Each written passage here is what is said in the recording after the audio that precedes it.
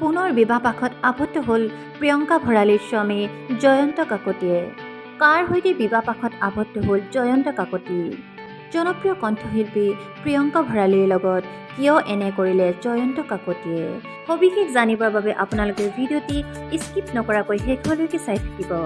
2013 চনতে জনপ্ৰিয় কণ্ঠশিল্পী প্ৰিয়ংকা ভৰালীয়ে বিবাহপাশত আবদ্ধ হৈছিল জয়ন্ত কাকতিৰ সৈতে। বিয়াৰ কেইবছৰমানৰ পাছতে জয়ন্ত কাকতি আৰু প্ৰিয়ংকা ভৰালীৰ বিচ্ছেদ হয় আৰু পুনৰ বিবাহপাশত আবদ্ধ হয় এতিয়া জয়ন্ত কাকতিয়ে। জয়ন্ত কাকতিয়ে বিবাহপাশত আবদ্ধ হোৱা তেওঁৰ পত্নীগৰাকীৰ নাম হৈছে প্ৰিয়ম দাস। বহুলোকে ভাবিছিল যে জয়ন্ত কাকতিয়ে পুনৰ বিবাহ কৰা তেওঁৰ পত্নীগৰাকী এগৰাকী অভিনেত্ৰী, পিছে তেওঁ অভিনেত্ৰী নহয়।